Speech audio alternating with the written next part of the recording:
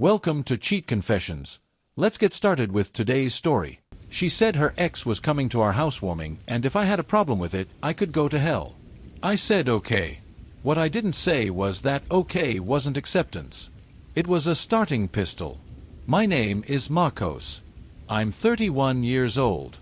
I've been living with Elena in a small apartment in the Madrid suburbs for 3 months. 2 years together before that. I thought I knew her. I thought we were building something. Thursday night showed me exactly what we were building and exactly whose hands had been on the blueprint. I was under the kitchen sink fixing a slow leak when she came in. Front door slamming behind her. Arms folded. The posture of a woman who had already made a decision and was now delivering a verdict. We need to talk about Saturday. I set down the wrench and stood. Saturday was our housewarming.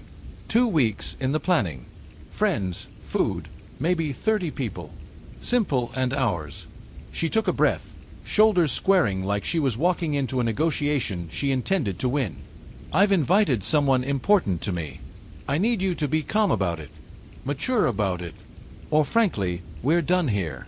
Not a conversation. An ultimatum. Delivered with the clinical precision of someone who had rehearsed every possible counter-argument and loaded them all in advance. Who did you invite? Richard. Richard. Her ex-boyfriend. 3 years before me. A name that surfaced so often in her stories I'd grown numb to it. Someone she still followed on every platform because, as she always said, blocking people was immature. I set the wrench on the counter. The metallic sound was louder than it should have been. You invited your ex-boyfriend to our housewarming party. Yes. Richard and I are still friends. Good friends. And if you have a problem with that, then maybe you're not as confident as I thought. Stay calm. Stay mature. Can you do that, or are we going to have a problem? There it was. Suddenly, it was my problem. My insecurity. My potential failure. She stood there, chin lifted, eyes blazing, waiting for the argument she'd prepared for. Instead, I gave her a smile. Calm, deep, cold in its tranquility. I'll be very calm, I said. Very mature. I promise. Her expression flickered. This wasn't the script she'd prepared for. She studied my face for several seconds, searching for sarcasm or hidden anger. She found nothing. Her shoulders relaxed. A small triumphant smile crossed her lips.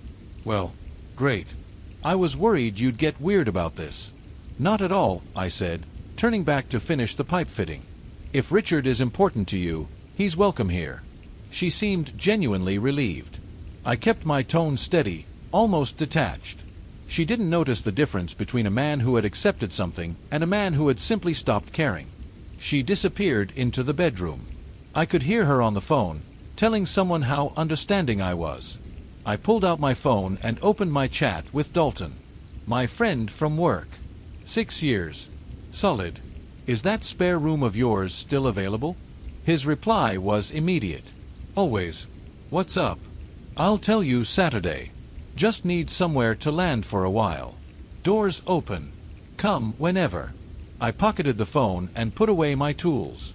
Friday morning I woke before her. She slept peacefully, completely unaware that anything had shifted beneath the surface of our ordinary morning. I dressed quietly, left for work, and spent the commute making a mental inventory. Passport, birth certificate, laptop and hard drive.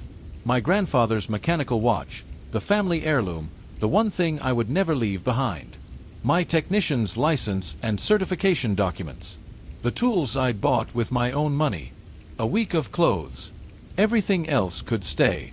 During my lunch break, I sat in the company van and opened the banking app.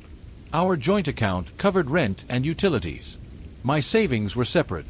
I'd always maintained that independence without ever explaining why. I transferred my share of next month's rent into the joint account. Legal obligation fulfilled. Clean exit. Then I moved the remaining 12,000 euros from my personal savings into a new account at a different bank. That evening she was already home when I arrived, surrounded by party supplies. Decorations, cups, plates. Eyes bright with anticipation. Can you help me hang these lights? Of course. We decorated together. She talked continuously about how wonderful Saturday would be. A brand new beginning for us, she said, stepping back to admire the lights we'd strung across the living room. Don't you think? Definitely a turning point, I answered. My voice was calm. Inside, I felt ice. Saturday arrived gray and cool over the city. She was already moving when I woke, rearranging things that didn't need rearranging. The particular nervous energy of someone who wanted everything perfect for a performance only she fully understood. Can you run to Garcia's for ice? And extra beer. I don't think we have enough. I drove to the supermarket in the city center. Took my time. Browsed the aisles the way any normal person would on a weekend morning. 2 large bags of ice. A case of beer. At the checkout, the older cashier made small talk about the weather. I responded automatically. My mind was already hours ahead, already rehearsing the moment that would end everything. Back at the apartment, she'd laid out the food. Spanish tapas, ham, cheese platters, olives, chicken wings warming in the oven. The place looked genuinely beautiful. She'd put real effort into every detail. Under different circumstances, I might have felt proud. Guests starting arriving at 4. Her colleagues first, loud and already drinking. A couple from her gym. Then my people, Hector from work, Landon from high school, 2 guys from my baseball team. Landon pulled me aside in the kitchen. Why does this feel like her party instead of yours? Because it is, I said quietly. He frowned. What does that mean? You'll see. Just stay. And stay sober. You might want to witness this. The apartment filled quickly. Music played, cheerful flamenco rhythms threading through the noise of overlapping conversations. Elena moved through the crowd effortlessly, ensuring everyone had drinks, making introductions, smiling at everyone. The perfect hostess. I played my part. Smiled. Topped up ice. Made small talk about work. Close to 5, Paige cornered me by the snack table. One of Elena's friends, someone I'd met twice before. I hear Richard is coming. You're quite mature. Not every man would be this gracious. Just keeping things friendly, I said. My voice so flat it didn't ripple. She studied my face the way people study something they don't quite trust. You're handling it better than my ex ever would. I excused myself for napkins. Hector found me in the hallway. His voice dropped low. Brother, what's going on? The energy here is strange. It's going to get stranger, I said. Have your phone ready. Video mode. You'll want to record this. He raised his eyebrows. Then the doorbell rang. The room didn't stop, but it hushed. Not completely. Conversations continued at their edges. But something threaded through the air, a tension most people couldn't name but everyone felt simultaneously. Elena moved toward the door. One last adjustment to her hair in the hallway mirror. Anticipation visible in every line of her body. I moved faster. I reached the door first, hand already on the knob. She stopped a few feet behind me, slightly confused. I'll get it, I said calmly. I opened the door. Richard stood in the frame. Tall, confident smile. 2 bottles of expensive Rioja in one hand, the kind that cost more than my weekly grocery run. Designer shirt, good jeans, a watch that caught the hallway light. Hey man, he said, extending his hand. Friendly. Easy. As if we were old friends catching up. I took his hand. Gripped it firmly. Looked directly into his eyes.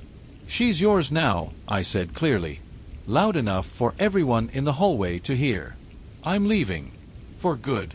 The words detonated. Richard's smile froze mid-expression. His hand still in mine.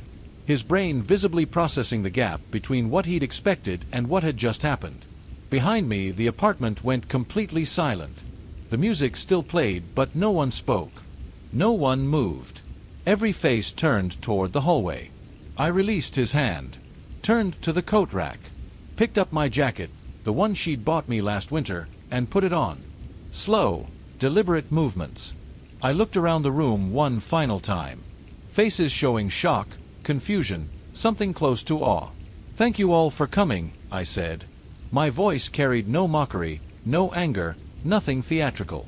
Just the steady tone of a man who had made a decision and was executing it cleanly. Enjoy the party. I walked past Richard, still frozen in the doorway, bottles in hand, expression caught somewhere between arrival and understanding. I stepped outside. The door closed behind me. Softly. A quiet click. From inside, silence. Not even a murmur.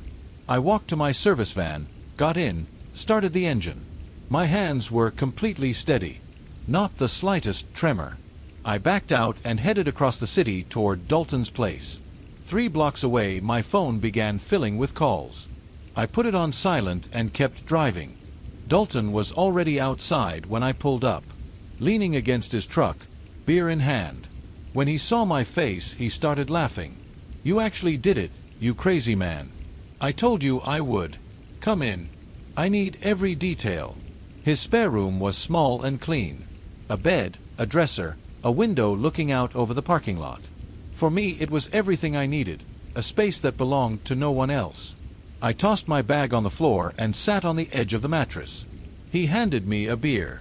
I told him everything. The Thursday ultimatum.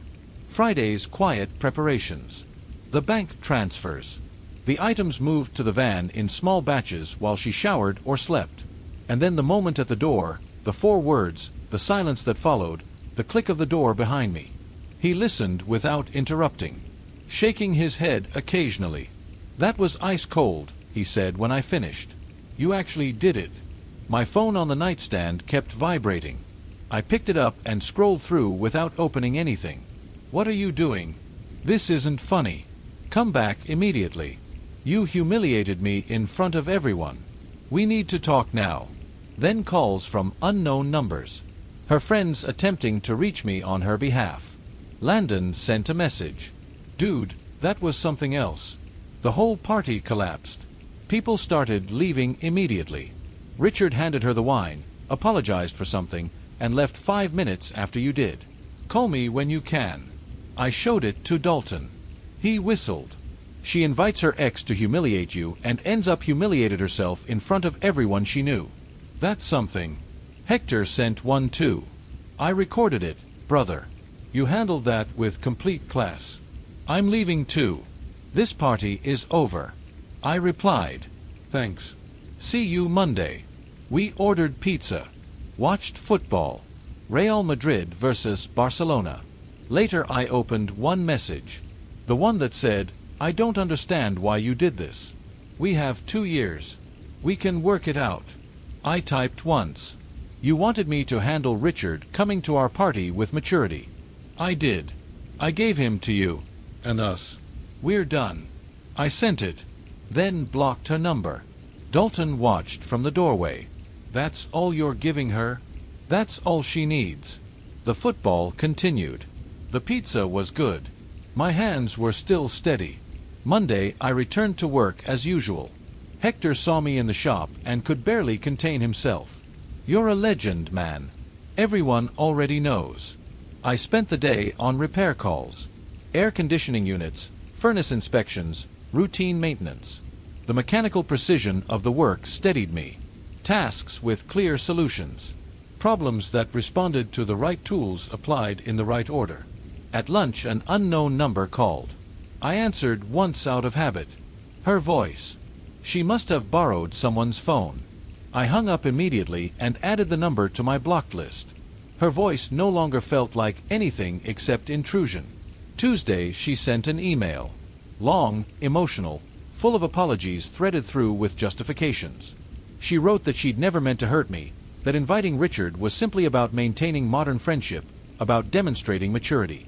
Then near the end she blamed me, said I was destroying 2 years over something small. I read it once. Deleted it. Wednesday, Landon texted a heads up. "She's been asking mutual friends where you're staying. Nobody's told her anything." Also, Richard apparently told his friends she used him as a prop in some kind of power move and he wants nothing to do with the situation.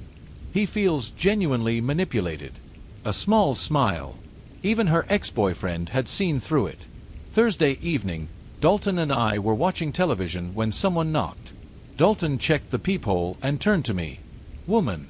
Don't know her. Don't open it." The knocking continued. Then her voice, muffled and slightly fractured. I know you're in there. Please. Just 5 minutes. We stayed silent. Let her speak to a closed door. I messed up. I know I messed up. We can't end like this. We waited. The knocking stopped. Through the window I watched her walk to her white car. She sat inside for 20 minutes before finally driving away. How did she find you? Dalton asked. Probably followed me from work. That's not healthy. No. It isn't. Friday I signed a lease on a small bachelor apartment in the southern part of the city. Old district. Affordable. Available immediately. I paid the deposit in cash and completed the paperwork on the spot. That weekend, while she was out, I returned to the apartment with Dalton and collected my remaining things. Left the keys on the counter with a note. Rent paid until next month. After that the lease is yours to manage. I didn't take the furniture we'd chosen together. I took my clothes, my tools, my grandfather's watch, and an old soccer trophy from when I was 17. The door locked behind me with a quiet click. I didn't look back. 3 months passed. Spring turned to summer and Madrid's light became sharp and relentless. The bachelor apartment had become genuinely mine. I painted the walls yellow, brighter than I'd expected, warmer. Hung soccer posters I'd always wanted and a few landscape photographs I'd taken myself on weekend hikes. Found a solid second-hand sofa. Nothing expensive. Everything real. Work remained stable and then improved. My boss pulled me aside after a large commercial installation and told me I was being considered for a department supervisor position if I kept performing this way. I thanked him and went back to work. Thursday lunch with Hector at a taco place near the shop. Halfway through the meal, he mentioned he'd seen her recently. At a department store across the city. She looked exhausted, he said carefully. Pale. Dark circles. Like she hadn't slept properly in weeks. I took a sip of my drink and said nothing. He tried gently. Have you thought about reaching out? For closure. I closed it when I walked out that door, Hector. Any contact after that isn't closure. It's just reopening something that needs to stay sealed. He nodded. He understood completely. My baseball friends noticed the change in me too. I showed up to games now instead of spending half the time checking my phone. Fully present on the field. After one game, Landon pulled me aside at the bar. You look different, man. Good different. Like something lifted. Something did. You handled that whole situation better than most people would. No drama, no scenes. Just walked. He raised his beer. Sometimes the best move is to leave the table completely. I clinked his glass and drank. I started doing things again that the relationship had slowly crowded out. Weekend hikes in the Sierra de Guadarrama, the kind that cleared the head completely. Fixed the van I'd been ignoring for months.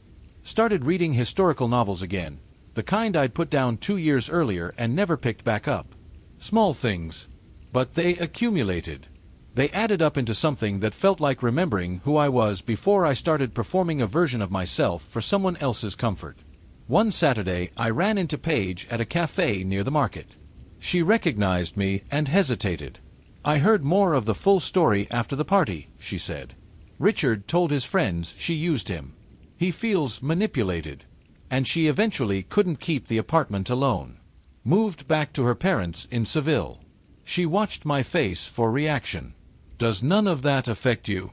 I paid for my coffee. She made her choices. I made mine.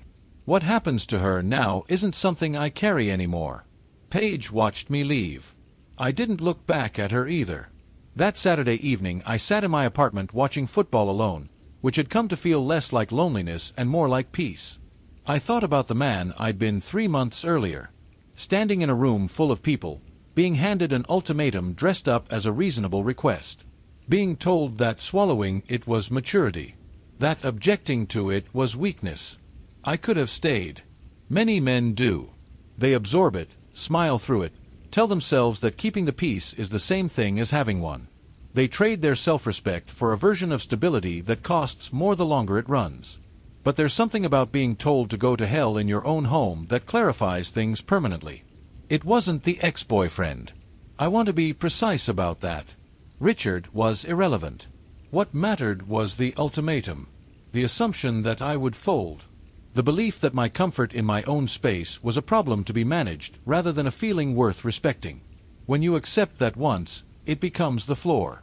And then you spend years arguing about where the ceiling is while someone else controls the walls. I walked out of that party with my dignity completely intact. 3 months later I still had it. More certain than before. The apartment was small. Money was occasionally tight. Starting over at 31 in a city as expensive as Madrid was not effortless. But I could look at the man in the mirror and recognize him. He was someone who had drawn a line, held it, and walked away cleanly when crossing it was the only option offered. My phone vibrated once. Dalton. Pool night at the usual place. You coming? Be there in 20. I got up, pulled on a jacket, grabbed my keys. At the door I paused for exactly 1 second.